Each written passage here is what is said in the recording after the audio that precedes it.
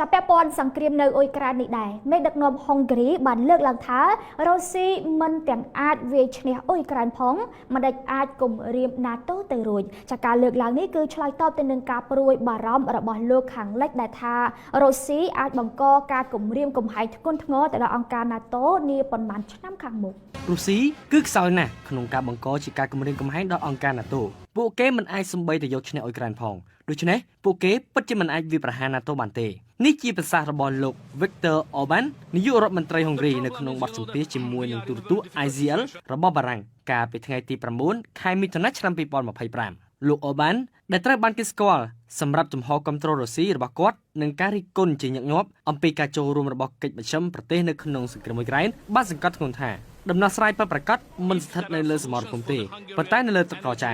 លោកបានមានប្រសាសន៍ថាយើងត្រូវការបត់ឈប់បាញ់ជាមុនសិនបន្ទាប់មកការចរចាសន្តិភាពលោកបានបន្ថែមថាមានតែសហរដ្ឋអាមេរិកទេដែលមានអំណាចនយោបាយក្នុងការចរចាសន្តិភាពជាមួយរុស្ស៊ីលោកបានបន្តថាទាំងអឺរ៉ុបនិងអ៊ុយក្រែននឹងមិនអាចចរចាជាមួយរុស្ស៊ីបានទេលោកក៏បានបញ្ជាក់ផងដែរថាអ៊ុយក្រែនមិនទាន់ត្រៀមខ្លួនសម្រាប់សមាជិកភាពសហភាពអឺរ៉ុបឬ NATO នៅឡើយដោយអះអាងថាការទទួលយកទីក្រុងគៀវចូលទៅក្នុងសម្ព័ន្ធភាពនឹងក្លាយជាកំហុសហើយនឹងបង្កើនហានិភ័យនៃចំនួនដោយផ្ទាល់ជាមួយទីក្រុងមូស្គូលោកអបានរៀបរាប់ថាសម្រាប់ពួកយើងហុងគ្រីនិងសម្រាប់សហភាពអឺរ៉ុបទាំងមូលវាមិនមែនជាផលប្រយោជន៍របស់យើងក្នុងការបង្កើតឲ្យមានការគំរាមកំហែងនៃសង្គ្រាមនិងចំនួនដោយផ្ទាល់ជាមួយរុស្ស៊ីនោះទេការលើកឡើងរបស់លោកធ្វើឡើងចំពេលមានការប្រមានកាន់តែខ្លាំងពីមេដឹកនាំនិងមន្ត្រីយោធាលោកខាងលិចដែលថារុស្ស៊ីអាចបង្កការគំរាមកំហែងធ្ងន់ធ្ងរដល់អង្គការ NATO ក្នុងរយៈពេលប៉ុន្មានឆ្នាំខាងមុខថ្មីនេះអគ្គលេខាធិការអង្គការ NATO លោក Mark Rutte បានអំពាវនាវឲ្យអឺរ៉ុបមានការត្រៀមលក្ខណៈការពារខ្លួនហើយប្រធានចារកម្មអាល្លឺម៉ង់លោក Bruno Kahl បានប្រមានថារុស្ស៊ីអាចសាកល្បងមើលការរួបរวมនិងកម្លាំងរបស់ NATO ជាមួយនឹងសកម្មភាពលាក់កំបាំងឬការវាយប្រហារតាមប្រព័ន្ធអ៊ីនធឺណិតជាដើមទោះបីជាបែបនេះក៏ដោយលោកអបានរក្សាចំហរបស់គាត់សន្តិភាពគួរតែត្រូវបានផ្ដល់អាទិភាពលើការពង្រឹងយោធាបន្ថែមទៀតហុងគ្រីបានប្រកាន់ចំហទន់ភ្លន់ជាងមុនលើរុស្ស៊ីចាប់តាំងពីការចាប់ផ្ដើមនៃសង្គ្រាមនៅអ៊ុយក្រែនហើយជារឿយៗបានប្រឆាំងឬពន្យាពេលការដាក់ទណ្ឌកម្មរបស់សហភាពអឺរ៉ុបប្រឆាំងនឹងទីក្រុងមូស្គូរដ្ឋាភិបាលលោកអបានក៏បានប្រឆាំងនឹងការចូលជាសមាជិក NATO និង EU របស់អ៊ុយក្រែនផងដែរសូមជម្រាបថាកាលពីថ្ងៃទី14ខែមីនាប្រធានាធិបតីអ៊ុយក្រែនលោក Volodymyr Zelensky ធ្លាប់បានប្រាប់អ្នកកាសែតថាមានតែប្រទេសមួយប៉ុណ្ណោះដែលរារាំងវឌ្ឍនភាពលើការសម្រេចចិត្តជាសមាជិកសហភាពអឺរ៉ុបរបស់អ៊ុយក្រែននោះគឺប្រទេសហុងគ្រីចតុស្និកជនប្រធានក្រុមប្រឹក្សាអឺរ៉ុបកោតសរសើរជំហរកម្ពុជាចំពោះបញ្ហាសង្គ្រាមនៅអ៊ុយក្រែននិងថាបើសង្គ្រាមកើតឡើងហើយមិនដឹងថាវានឹងបញ្ចប់នៅពេលណានោះទេទស្សនាព័ត៌មានលំអិតពីកុសលប្រធានក្រុមប្រឹក្សាអឺរ៉ុបអាន់តូនីញ៉ូខូស្តាក៏សរសើរជំហររបស់កម្ពុជាចំពោះសង្គ្រាមរវាងអ៊ុយក្រែននិងរុស្ស៊ីនិងសង្កត់ធ្ងន់ថាបើសង្គ្រាមកើតឡើងហើយយើងមិនដឹងថាវានឹងបញ្ចប់នៅពេលណាទេប្រធានក្រុមប្រឹក្សាអឺរ៉ុបក៏សរសើរកម្ពុជាដូចនេះនៅក្នុងជំនួបជាមួយសម្ដេចបវរធិបតីហ៊ុនម៉ាណែតនាយករដ្ឋមន្ត្រីកម្ពុជានាថ្ងៃទី9ខែមិថុនាឆ្នាំ2025នៅក្រៅសន្និសីទលើកទី3របស់អង្គការសហប្រជាជាតិស្តីអំពីមហាសមុទ្រ UNOC3 រៀបចំឡើងនៅទីក្រុងនីសប្រទេសបារាំងជាការឆ្លើយតបសម្ដេចបវរធិបតីហ៊ុនម៉ាណែតនាយករដ្ឋមន្ត្រីកម្ពុជាបានគូសបញ្ជាក់ថាស្របពេលដែលពិភពលោកកំពុងជួបប្រទះនឹងភាពមិនប្រាកដប្រជាកម្ពុជានៅតែរក្សាជំហរប្រកាន់ខ្ជាប់ពហុភាគីនិយមសម្ដេចហ៊ុនម៉ាណែតអះអាងថាកម្ពុជាធ្លាប់រងគ្រោះសង្គ្រាមស៊ីវិលជាច្រើនទសវត្សរ៍និងយល់ច្បាស់អំពីផលវិបាកនៃសង្គ្រាមជាពិសេសគ្រាប់មីននិងយុទ្ធភ័ណ្ឌមិនទាន់ផ្ទុះគួរឲ្យដឹងថាសង្គ្រាមអ៊ុយក្រែនរុស្ស៊ីបានផ្ទុះឡើងនៅថ្ងៃទី24ខែកុម្ភៈឆ្នាំ2022ដែលគិតមកដល់បច្ចុប្បន្នគឺមានរយៈពេល3ឆ្នាំមកហើយដែលកងទ័ពរុស្ស៊ីក្រោមការបញ្ជារបស់ប្រធានាធិបតីរុស្ស៊ីបានឈ្លានពានវាយប្រហារទៅលើប្រទេសអ៊ុយក្រែនដែលមានប្រជាជនតិចជាង3ដងបើធៀបនឹងប្រជាជនរុស្ស៊ីសរុបបន្ទាប់ពីសង្គ្រាមផ្ទុះឡើងនៅយប់ថ្ងៃទី2ខែមិនិនាឆ្នាំ2022រដ្ឋាភិបាលកម្ពុជាក្រោមការដឹកនាំរបស់សម្ដេចតេជោហ៊ុនសែនបានបោះឆ្នោតគាំទ្រសេចក្តីសម្រេចរបស់មហាសន្និបាតអង្គការសហប្រជាជាតិដែលទាមទារឲ្យរុស្ស៊ីបញ្ចប់ប្រតិបត្តិការយោធារបស់ខ្លួនជាបន្ទាន់នៅប្រទេសអ៊ុយក្រែនហើយកម្ពុជាក៏បានសម្ដែងការព្រួយបារម្ភយ៉ាងខ្លាំងចំពោះស្ថានភាពធ្ងន់ធ្ងរនៃសង្គ្រាមនៅប្រទេសនេះបន្ទាប់មកនៅថ្ងៃទី23ខែកុម្ភៈឆ្នាំ2023កម្ពុជាក៏បានបោះឆ្នោតគាំទ្រសេចក្តីសម្រេចរបស់មហាសន្និបាតអង្គការសហប្រជាជាតិ UNGA ទាមទារឲ្យរុស្ស៊ីដកទ័ពចេញពីអ៊ុយក្រែននៅថ្ងៃទី24ខែកុម្ភៈឆ្នាំ2024កម្ពុជាក៏បានបោះឆ្នោតគាំទ្រលើសេចក្តីសម្រេចរបស់អង្គការសហប្រជាជាតិ ថ្កោលទោសនឹងទាមទាររុស្ស៊ីដកទ័ពចេញពីទឹកដីអ៊ុយក្រែនសម្រាប់ការលើកកម្ពស់យុទ្ធធម៌និងសេរីភាពយូរអង្វែងនៅប្រទេសអ៊ុយក្រែននៅក្នុងឆ្នាំ2024កន្លងទៅសម្ដេចតេជោហ៊ុនសែនធ្លាប់បានស្នើទៅកាន់មេដឹកនាំប្រទេសនៅលើពិភពលោកគាំទ្រនិងលើកទឹកចិត្តរុស្ស៊ីអ៊ុយក្រែនដែលកំពុងតែអូសបន្លាយការប្រយុទ្ធគ្នាចូលតុចរចាជាជាងរារាំងនិងជំរុញឲ្យប្រយុទ្ធគ្នាដោយគ្មានទីបញ្ចប់យោងតាមប្រធានាធិបតីអាមេរិកដូណាល់ត្រាំមេដឹកនាំរុស្ស៊ីវ្លាឌីមៀពូទីនបានប្រាប់គាត់ថាទីក្រុងមូស្គូដែលខាតត្រូវតែសងសឹកចំពោះការវាយប្រហាររបស់អ៊ុយក្រែនលើមូលដ្ឋានទ័ពរបស់ខ្លួនកាលពីថ្ងៃមុនលោកត្រាំប្រមានបែបនេះទៅលើបណ្ដាញសង្គម Truth Social បន្ទាប់ពីបានពិភាក្សាតាមទូរស័ព្ទជាង1ម៉ោងជាមួយលោកពូទីនកាលពីថ្ងៃពុធទី4ខែមិថុនាឆ្នាំ2025ទោះបីជាយ៉ាងណាក៏ដោយប្រធានាធិបតីអាមេរិកក៏បញ្ជាក់ដែរថានេះគឺជាកិច្ចសន្ទនាដ៏ល្អមួយប៉ុន្តែមិនមែនជាកិច្ចសន្ទនាដែលនឹងឈានទៅរកកិច្ចសន្តិភាពភ្លាមៗនោះទេនេះគឺជាការសន្ទនាលើកដំបូងរវាងមេដឹកនាំទាំងពីរចាប់តាំងពីអ៊ុយក្រែនបើការវាយប្រហារដោយដ្រូនយ៉ាងភ្ញាក់ផ្អើលលើមូលដ្ឋានអាកាសរុស្ស៊ីកាលពីថ្ងៃទី1ខែមិថុនាអ៊ុយក្រែនវាយប្រហារលើមូលដ្ឋានទ័ពអាកាសរុស្ស៊ីចំនួន5កន្លែងតំបន់មឹកម៉ាស់ភាគខាងជើងអេវ៉ាណូវ៉ូនិងរ៉ាយ៉ានហ្សានភាគកណ្ដាលអ៊ីងខឹសនៅស៊ីបេរីនិងអាម៉លនៅចុងបពាហើយវាគឺជាលើកដំបូងដែលអ៊ុយក្រែនវាយចូលដល់តំបន់ស៊ីបេរីនិងចុងបពាក្នុងសង្គ្រាមរយៈពេលជាង3ឆ្នាំមកនេះតាមការអះអាងរបស់អ៊ុយក្រែនខ្លួនបានកំទេចយន្តហោះចម្បាំងប្រភេទ Tu-95 Tu-22M និង A-50 សរុបចូលគ្នាអស់40គ្រឿងប៉ុន្តែក្រោយមករូបភាពផ្កាយរណបបង្ហាញថារុស្ស៊ីខ្ទេចយន្តហោះអស់ត្រឹម14គ្រឿងប៉ុណ្ណោះទូរទស្សនិកជនងាកមកកាន់ព័ត៌មានពីកូរ៉េខាងជើងវិញ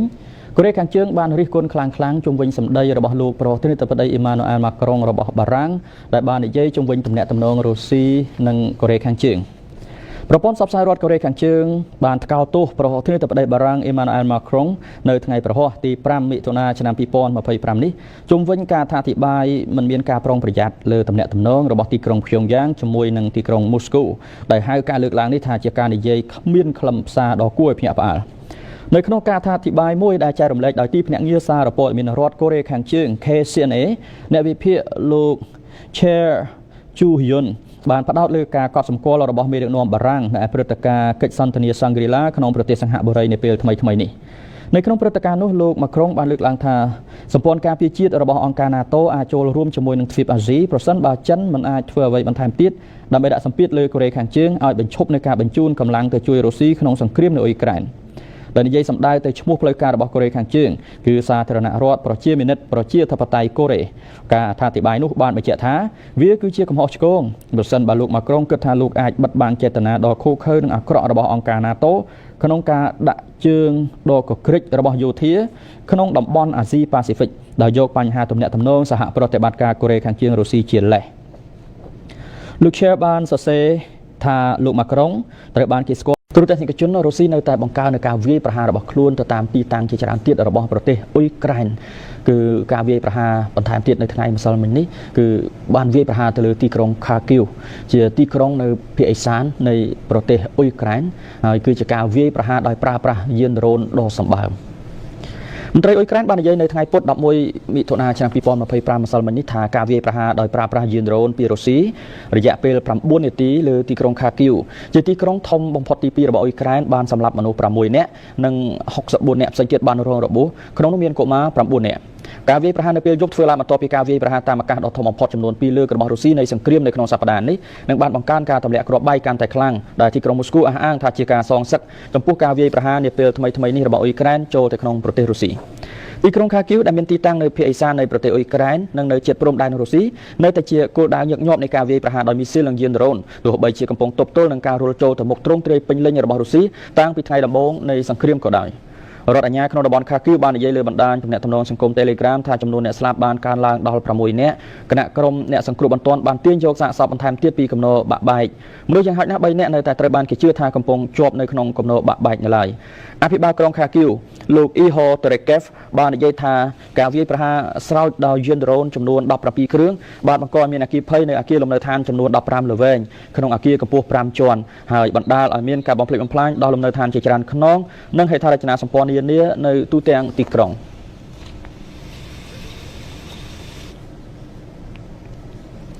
ប្រធានាធិបតីរុស្ស៊ីលោក Vladimir Putin ក្នុងការយកចិត្តទុកដាក់ទៅលើសភាវុធនុយក្លេអ៊ែររបស់ខ្លួនបានលើកឡើងថារុស្ស៊ីគួរយកចិត្តទុកដាក់ខ្លាំងចំពោះលទ្ធភាព3វិស័យនៃអាវុធនុយក្លេអ៊ែរគឺមាននុយក្លេអ៊ែរលើដីសមុទ្រនិងនុយក្លេអ៊ែរដែលត្រូវប្រើបាញ់ប្រហារលើអាកាសប្រធានាធិបតីរុស្ស៊ីលោក Putin បាននិយាយនៅថ្ងៃពុធម្សិលមិញត្រូវនៅថ្ងៃ11មិថុនាឆ្នាំ2025ថាការយកចិត្តទុកដាក់ជាពិសេសនៅក្នុងកម្មវិធីអាវុធថ្មីរបស់រុស្ស៊ីគួរត្រូវដាក់លើលទ្ធភាព3វិស័យនៃនុយក្លេអ៊ែរដែលរួមទាំងនុយក្លេអ៊ែរលើដ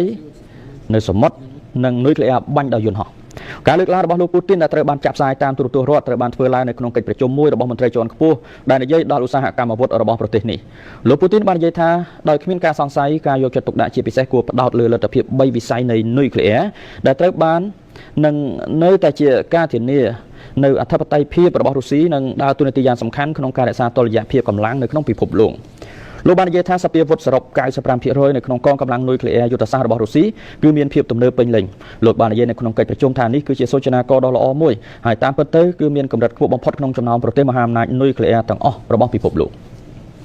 កមេដឹកនាំកម្ពុជានៃប្រទេសកូរ៉េខាងជើងលោកគីមចុងអ៊ុនបានផ្ញើលិខិតអបអរសាទរបនឯករាជ្យជាតិរបស់ប្រទេសរុស្ស៊ីដោយនៅក្នុងលិខិតនោះលោកគីមចុងអ៊ុនបាននិយាយប្រាប់ទៅកាន់លោកពូទីនថាកូរ៉េខាងជើងនឹងនៅឈរជាមួយរុស្ស៊ីជានិច្ចនៅថ្ងៃប្រហ័សទី12ខែមិថុនាប្រព័ន្ធផ្សព្វផ្សាយរដ្ឋកូរ៉េខាងជើង KCNA បានរាយការណ៍ថាមេដឹកនាំកូរ៉េខាងជើងលោកគីមចុងអ៊ុនបាននិយាយនៅក្នុងសារមួយផ្ញើទៅកាន់ប្រធានាធិបតីរុស្ស៊ីលោក Vladimir Putin ថាប្រទេសរបស់លោកនឹងឈរនៅជាមួយនឹងទីក្រុងមូស្គូជានិច្ចនេះបើតាមការចេញផ្សាយដោយទីភ្នាក់ងារសារព័ត៌មាន Reuters ក្នុងសារអបអរឱកាសបុណ្យឯករាជ្យជាតិរបស់ប្រទេសរុស្ស៊ីលោកគីមបានហៅលោក Putin ថាគឺជាសមមិត្តសម្លាញ់និងបានសាទរទំនាក់ទំនងទ្វេភាគីថាជាទំនាក់ទំនងពិតប្រាកដមួយរវាងសមមិត្តរួមអាវុធបើតាម KCNA លោកគីមបានលើកឡើងថារដ្ឋាភិបាលនៃសាធារណរដ្ឋប្រជាមានិតប្រជាធិបតេយ្យកូរ៉េគឺកូរ៉េខាងជើងនិងរូបខ្ញុំផ្ទាល់មានឆន្ទៈយ៉ាងមុតមមជាទីបំផុតដើម្បីបន្តទំនាក់ទំនងកូរ៉េខាងជើងរុស្ស៊ីគូបញ្ជាក់ផងដែរថាបើតាមសេចក្តីរាយការណ៍កាលពីថ្ងៃពុធរបស់ KCNA លោកគីមបានផ្ញើការអបអរសាទរថ្ងៃបុណ្យឯករាជ្យរុស្ស៊ីទៅកាន់លោកពូទីនកាលពីចុងខែមេសាឆ្នាំនេះនៅទីក្រុងព្យុងយ៉ាងបានទទួលស្គាល់ជាលើកដំបូងថា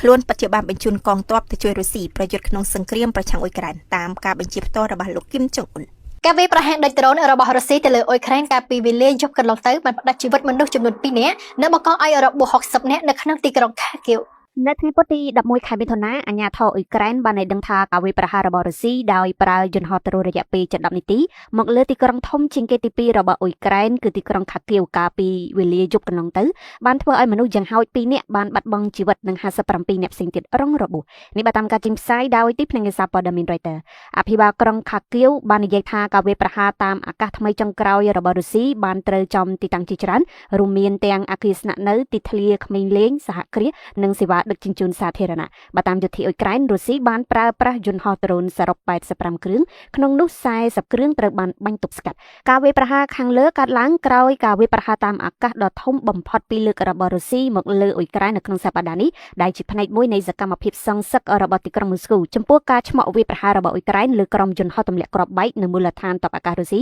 កាលពីពេលថ្មីៗកន្លងទៅនេះគូបញ្ជាក់ថាភាគីទាំងពីរសុទ្ធតែបដិសេធដូចគ្នាចំពោះការកំណត់គោលដៅលើជនស៊ីវិលនៅក្នុងសង្គ្រាមដែលរុស្ស៊ីជាអ្នកបង្កការពីខែកុម្ភៈឆ្នាំ2022ទោះជាបែបនេះក្តីជនស៊ីវិលរាប់ពាន់នាក់បានស្លាប់ក្នុងចំនួនដ៏បង្ហូរឈាមនេះហើយភាគច្រើនគឺជាប្រជាជនអ៊ុយក្រែនលោកប្រធានាធិបតីអ៊ុយក្រែន Volodymyr Zelensky បានប្រកាសឲ្យដឹងអំពីដំណាក់កាលដំបូងនៃការវិលត្រឡប់ដោះដូរឆ្លេសសក្ការៈកិច្ចព្រមព្រៀងចរចាសន្តិភាពកាលពីសប្តាហ៍មុននៅឯទូគីយេរុស្ស៊ីនៅអ៊ុយក្រែនបាននិយាយថានៅថ្ងៃអង្គារសប្តាហ៍នេះពួកគេបានដោះដូរឆ្លេសសឹកដែលឈឺនឹងរបួសក្រោមកិច្ចព្រមព្រៀងដែលសម្រេចបាននៅក្នុងកិច្ចចរចាសន្តិភាពកាលពីសប្តាហ៍មុននៅឯទូគីយេប៉ុន្តែมันបានបង្ហាញចំនួននោះទេនេះបើយោងតាមការចេញផ្សាយដោយទីភ្នាក់ងារសារព័ត៌មាន Reuters នៅថ្ងៃពុធទី11ខែមិថុនាឆ្នាំ2025ប្រធានាធិបតីអ៊ុយក្រែនលោក Volodymyr Zelensky បាននិយាយថាថ្ងៃនេះជាដំណាក់កាលដំបូងនៃការវិលត្រឡប់របស់ទាហានដែលរងរបួសធ្ងន់ហើយពួកគេត្រូវការព្យាបាលជាបន្ទាន់ដោយបន្ថែមថាការដោះដូរនឹងត្រូវធ្វើបន្តទៀតក្រសួងការពារជាតិរុស្ស៊ី